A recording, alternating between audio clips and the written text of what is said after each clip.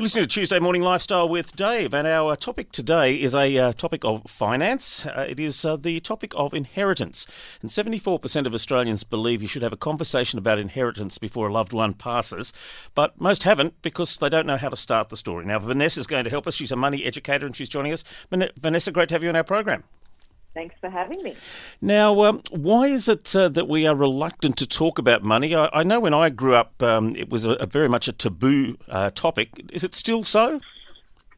Well, I think so. In polite society, let us just say, it is very much a taboo topic. Now, social media, so that everyone looks like they've got money, or you can very much see what outwardly looks like, but actually talking about your real finances and what goes on under the hood in each household, it's still pretty much a taboo topic. Now, over the next 15 years, I understand it's estimated the average Australian could receive around about $320,000 in inheritance. That would add up to a rather large amount of money, I would think. Well, I mean, the fact is baby boomers have been more successful than any other generation in our history for making wealth. So, clever generation indeed, but it means baby boomers handing on their wealth is the biggest wealth transfer, well, this country's ever seen, but it's also around the world, in the States, particularly, I mean, even in Asia. The money, $3.5 trillion here in Australia, up to $60 trillion in the US, 30 in the UK. Like, if you look at the numbers, the world is going to experience a huge transfer of wealth and therefore power to the next generation in the next 10 to 15 years, because let's face it, none of us can last forever. What do they say? What's guaranteed in life? Death and taxes. It's still true. Unfortunately, the taxes are too high for mine, but that's another story altogether for a different Another conversation. episode, my friend.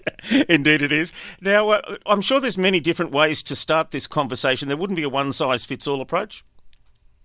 No, and really, I mean, we did a lot of surveys. We're a money education business, and I go out there talking about money. I started as a journalist and a finance journalist 27 years ago now, and then kind of figured out finance is really complex and most people don't understand it because it sounds boring.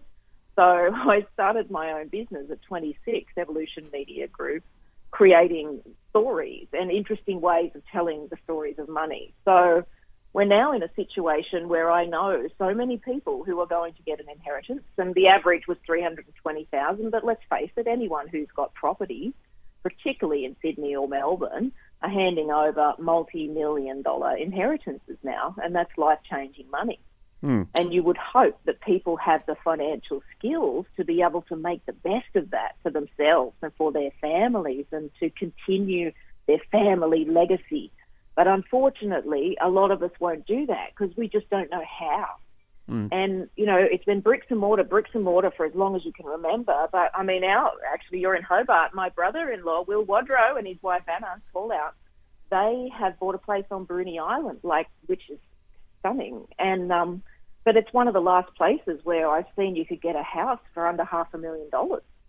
And then I thought, that's ridiculous. Like, that is ridiculous that real estate prices, I mean, here in Sydney, people have got mortgages that are 9, 15, 20 times their income. How do you ever think, you know, people, when interest rates go up, are going to manage to get more money because wages aren't going up? So where are they going to get the big lump sums from? Inheritance. It's a very tricky one to try and negotiate the home buying thing, that's for sure. In our street, up till about a week or two ago, the top price was $800,000 for a property, but I understand one went under the hammer the weekend for closer to $1 million. So right. So you've got the same thing going on there in Hobart. Like, it's the same everywhere. So what should we do to make sure that we are all on the same page when it comes to our inheritance? Well, I went back to ask people what they felt, and the majority felt that it lay in the person's hands who was going to give the inheritance to initiate a conversation. So 78% of people thought it should be up to them. But I know people, and, you know, dementia is a massive issue. So there's a lot of people who will now say to me, Vanessa, I can't have my parent initiate a conversation because they suffer from dementia, which is a tragedy if that conversation hasn't been had before then. But hopefully it has by someone in the family who's looking after it. And so many people, it's a huge job to look after your parents when they're aging, like a massive job. A lot of my girlfriends are going through it. My mum went through it with my dad. My dad died 14 years ago, 4 years ago, but he was 14 years older than my mum. So he got old quickly when he got to 80, and she was still young enough to be able to nurse him. But that doesn't happen for everyone. And so then it's the home, and then what does the home do to the finances? Do you know what it's going to cost to put your parents in care? A lot of the time, parents don't even want to go in care because they don't want to waste what they've built a lifetime building on nursing homes. So, there's all these issues to talk about, but if we don't start the conversation, and if it can't be the person in the position of giving or the elder, then it has to be the younger. And of course, if you've got a family that's fairly spread out, such as my family, we have a blending family of 7 children, and they're in all different states across the country. Getting everybody together to talk about it is not necessarily an easy task. Well, at least you got a place to stay in each place, so there's some good news in that when you go on free holidays. But the bad news is, that's tough. But you know what? The pandemic has taught us all, even my mum, about Zoom. And with Zoom, everyone can do a video call or FaceTime on Apple. You can invite everyone to a meeting. And my big advice to people is set a meeting, set an agenda. It might create a bit of drama in your family, but hey, it's going to be fun. I love those moments where your family comes together and things are talked about. I think more than ever, people know you've got to look after your own family. I don't think people trust politicians anymore. I know they don't. And I think our trust has been betrayed on both sides of the fence, more time than you could count. And it seems to be to play the game of politics, all you have to do is manage other people who work in politics. So when is the doing getting done? And I feel like with the wealth that's being handed over, some people just running very, very, modest businesses have made a lot of money. And it's such a joy to talk about legacy and what you want to create. So if we did make this a really positive experience, and part of what I'm doing is crafting, what are the conversations to have? How do you set the meeting?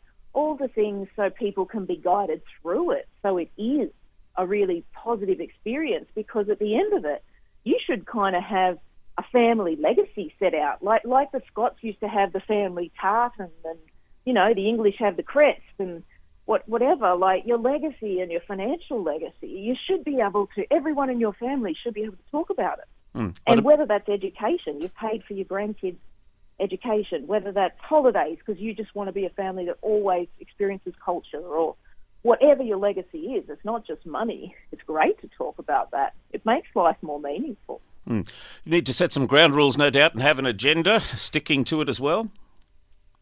Yeah, well, see, then it comes down to families, right? And some people will react differently than others, and that's just, it's the hardest part, because there's a lot of emotion wrapped around the thought of mortality and death.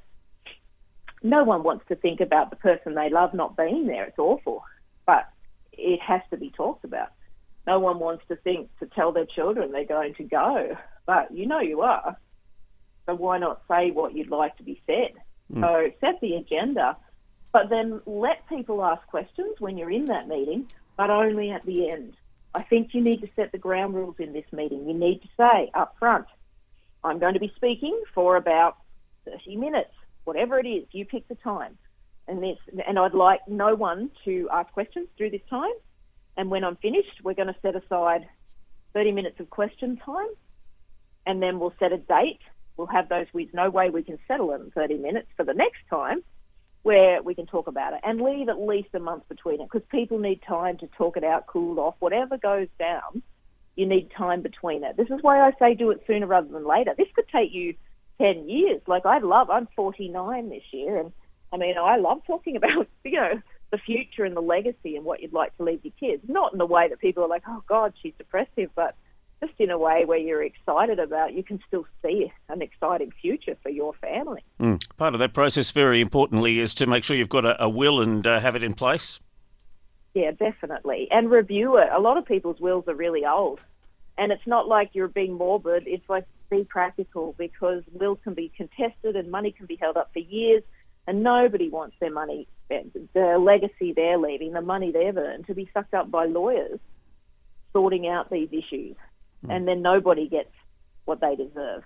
So you really need to avoid any legal dispute at any cost. And the more conversations you have in advance and leave time between them and let people sort them before your health is ill, before, give it time, do it sooner rather than later. Start thinking about it. You'll think differently about your life when you do. But yes, update your will and make sure everyone knows where it is.